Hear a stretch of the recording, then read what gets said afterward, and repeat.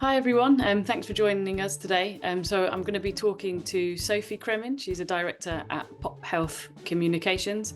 You might have seen some of the interviews that we did last year, so this is a follow-on from that. And hopefully over the next 12 months, you'll be seeing some follow-on interviews from this one, where we'll be talking about the International Women's Day theme, Inspire Inclusion. So I'll just let Sophie introduce herself, if there's anything she'd like to add to that. Great, thanks Freya. Yes, Freya said, Sophie IWD. I'm a director at Pop Health. I've been working in healthcare communications for about 13 and a half years, and looking forward to our discussion today. Cool, thank you. So just to start off with, I mentioned it in a few seconds ago, the theme of International Women's Day this year is Inspire Inclusion. And I just kind of wanted to get a feel from you. What do you think of when I say that that's the theme this year? So I think of two things. So firstly, when you hear the word inspire, to me, I instantly think of the next generation. So inspiring inclusion to me means, inspiring younger generations of boys, girls, everybody, and ensuring that they grow up to really understand what, the value of women's inclusion. But also I think, if we really want to see change for the next generation, we should also be looking to the UN theme, which is invest in women, accelerate progress, which is a far more tangible call to action. So yes, we need to inspire, but we also need to take action and create change now. Yeah, absolutely. I think that's one of the things that always comes up when you look at kind of investing in founders. Investment in female founders is way outstripped by the investment in men, but actually the business ideas, they're just as valid, they're just as good, and women make exceptional leaders just like some men do. So yeah, I think you're right, that investment in women is so important. So have you always felt included, do you think? Yeah, I think every woman in every corner of the world has felt excluded at some point in their life, and there have certainly been times where I have felt excluded for being a woman, but I also have 3 older brothers, so even as a young child I knew I had to do what they could do, and I wouldn't accept that I could achieve less, whether through knowledge or strength, ambition, and I had an environment where that was supported and encouraged. So maybe that was just my 5-year-old self championing women's empowerment, but that environment and that supportive, perhaps even a little competitive environment is vital for women to feel confident and empowered.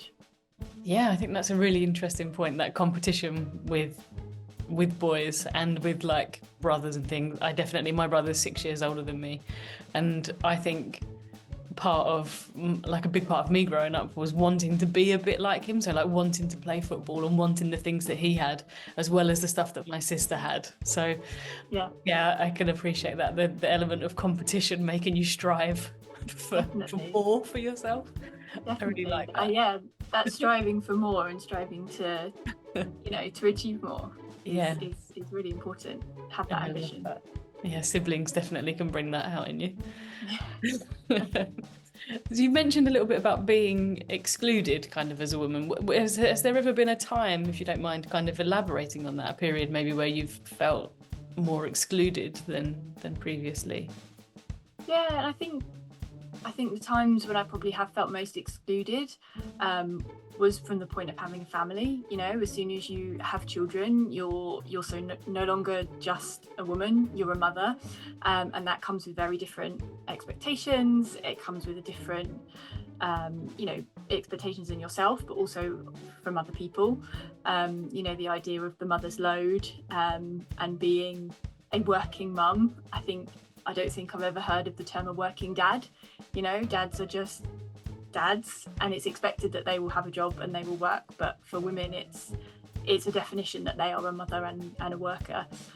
And I think that feeling of having to choose a career or motherhood, and I think there are parts of the world where obviously this is even more pronounced. Mm-hmm.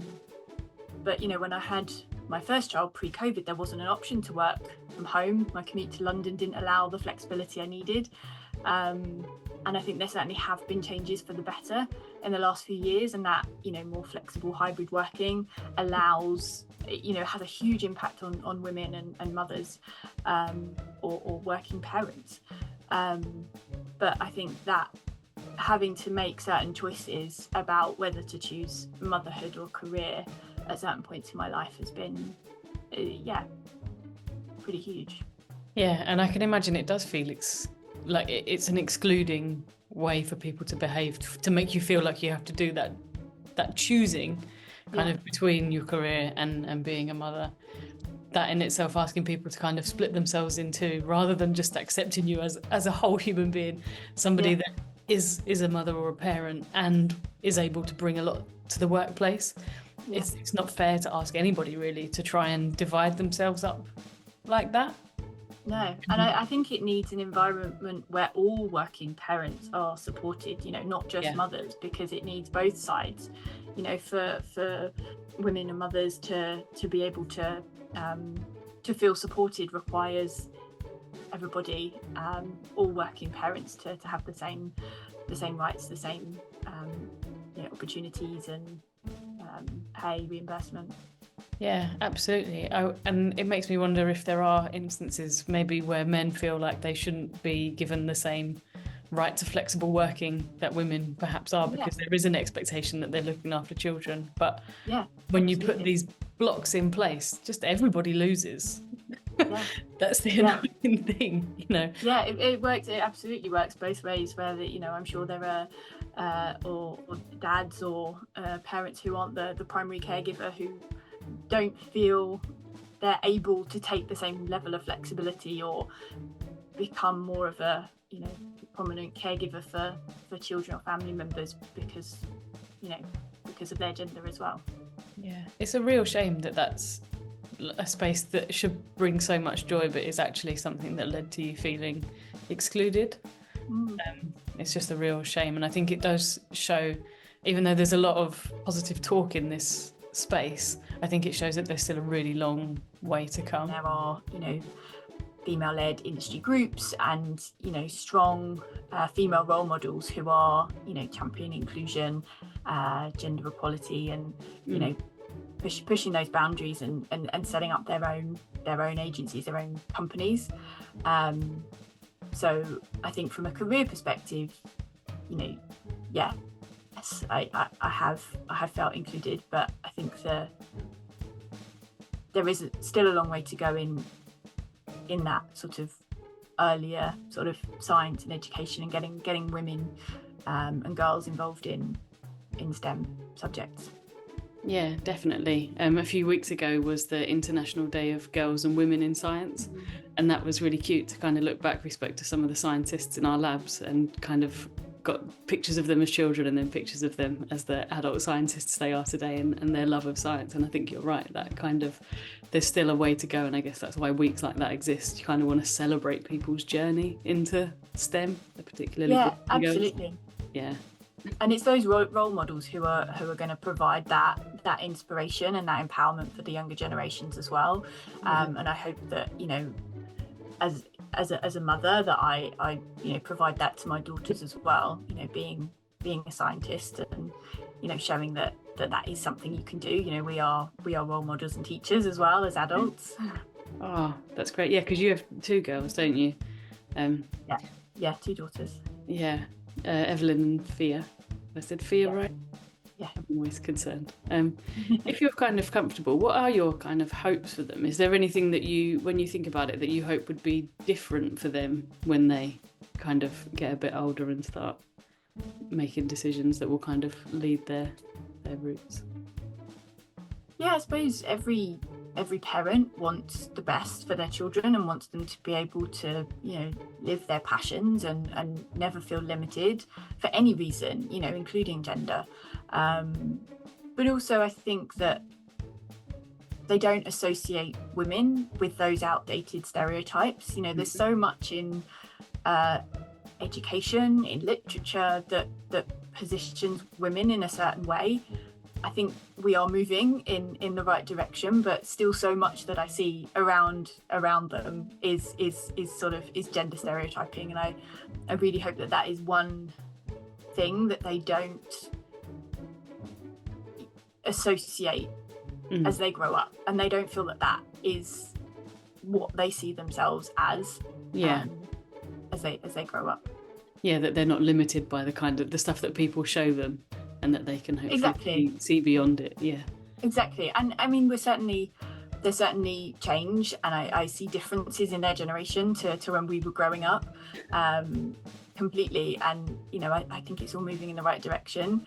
But I also think it's not quite so black and white either. You know, my daughter, who's 6 years old, wrote me a Mother's Day letter that said she loves me because I do science and baking. So, Yeah. you know, you can do both. It doesn't have to be one or the other, but it's about them seeing beyond certain stereotypes and seeing and being able to choose, you know, what they want to be and what they want to be part of. Yeah, to kind of make their own path and not be limited by people around them. I guess that's the hope. Exactly. Do you think places are more inclusive than they used to be? You know, like when we were kind of growing up, when we were at school and at uni and then into the workplace, do you think they are more inclusive? Or even in your sort of period within your career, do you feel like there's more room for women kind of to have a seat at the table, as it were? Yeah, absolutely. I think, you know, particularly in our industry, there are more and more female-led businesses, you know, female business owners who are, you know, mothers and leaders themselves. I mean, I look to Pop Health, and our founder, you know, is a mother, is a female business leader, and that kind of sort of leading by example, and that kind of championing women is so important. And it has changed, I think, since I was first in the industry, you know, 13 years ago. The number of female-led businesses, I think, is far greater, and women in more senior positions as well. I think that has also changed. You know, thinking about some of the agencies where I started, it requires everybody to champion. You know, it's not just about women championing women. It's, you know, it's men. It's everybody. And it has to be everybody working together, because, you know, that's the only way that you create change.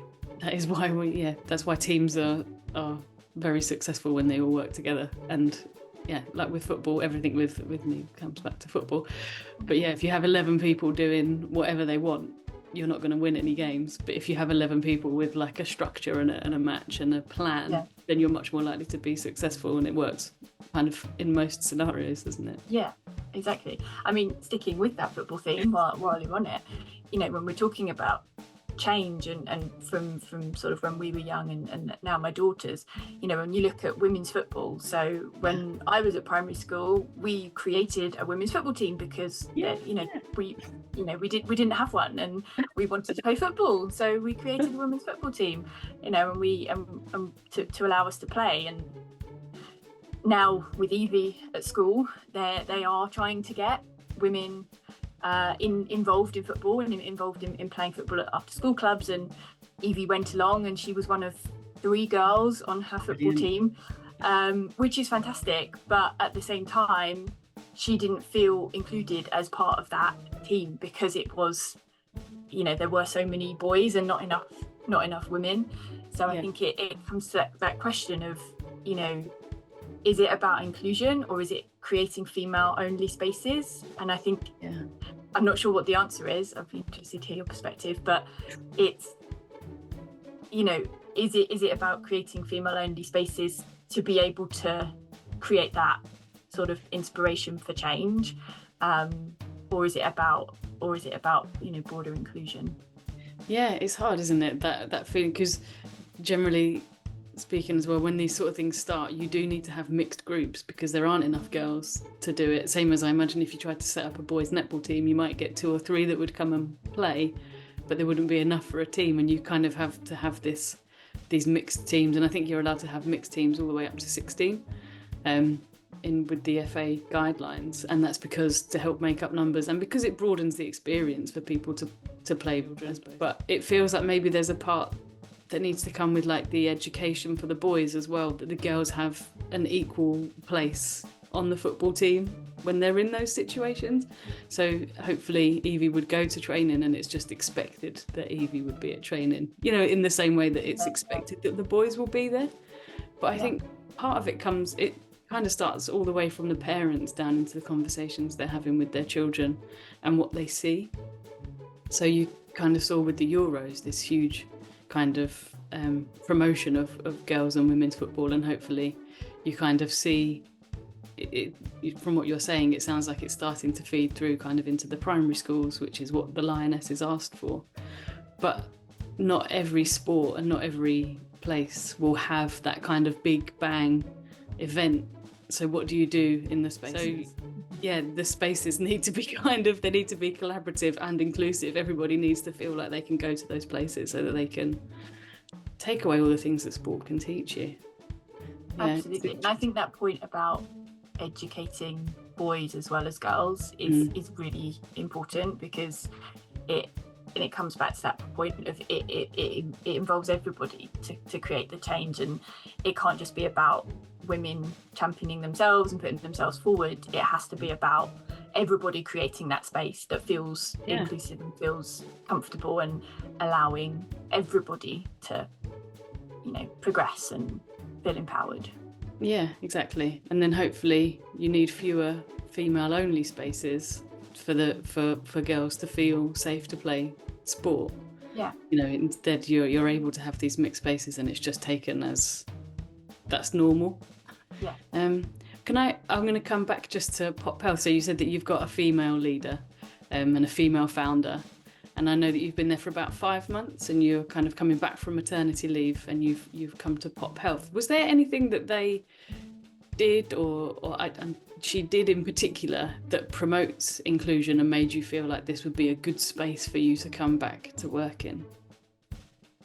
Well, I think, by the very nature of it being a female-led business, and, by someone who's also a mother, and, completely smashing it at both, that alone is it's leading by example. It's being that role model that, a mother and someone who's aspiring in her career wants to live up to.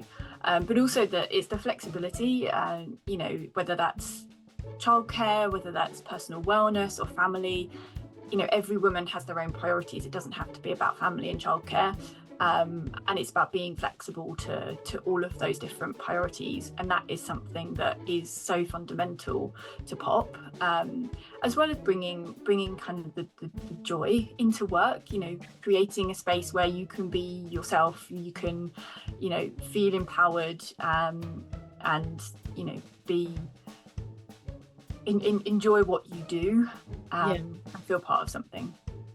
That's really nice to hear, because it's a bit like that agility too. So everyone is kind of given the flexibility, so the lab hours kind of are flexible as well. You can't be in there by yourself, but there's movement. Some people work better towards the later end of the day, some people work better to the earlier end, some people have commitments outside, like you said, you have the childcare. The flexibility is so key to actually getting the best out of people rather than the most out of people. I think if you give people, they always talk about how culture is like a lab culture in a company. You kind of give it the right conditions and it can flourish and it can grow, and it works really well. Claire Thompson talks about it much more eloquently than I do. I'm not really a scientist, but yeah, if you create the right conditions, then it will grow and flourish. And I think it sounds like Pop are doing similar things. If you understand the people that you work with as individuals and you treat them as an individual, then generally you kind of get their buy-in and their desire to kind of work, because they're working with you rather than for you. It sounds like that's Absolutely. The kind of culture that you're working in. Absolutely is. And that sort of joy of work piece is it's more than just liking who you're working with, and that sort of more social element of it. It's appreciating people, it's having open conversations, it's being flexible, and it's giving people the space to work how they want to work. And that just works so well, I think, particularly for women, because I think we do have so many things on our plate, and so many different needs, that having that space and flexibility, I think is really important. Yeah, they talk a lot about mental load, don't they? Mental burden, and how a lot of it sits with women, and all of the different things that we're carrying.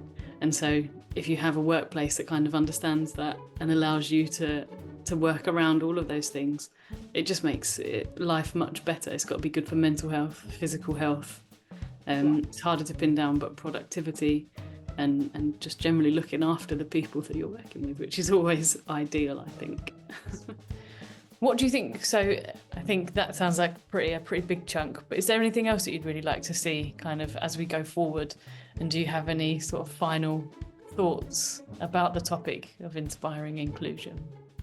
Yeah, I think two things. So I think that point about everybody coming together on behalf of women to champion change, you know, we're all stronger together. You know, the idea of many voices are louder than just one, but also it shouldn't just be on women to drive that change. You know, men and boys too. Everyone needs to create an environment where, you know, women are equal and feel included. But also, you know, they want to see more female-led and owned businesses, especially, you know, since joining POP and being part of a female-led and owned business. But also on the flip side of that, wouldn't it also be great that they didn't need to be branded as female-owned or led, and just that they are, you know, great businesses, and that women are being recognised as leaders or business owners or entrepreneurs, not because they're women, but because they are trailblazers in their own right. Yeah. Oh, I love that. Absolutely.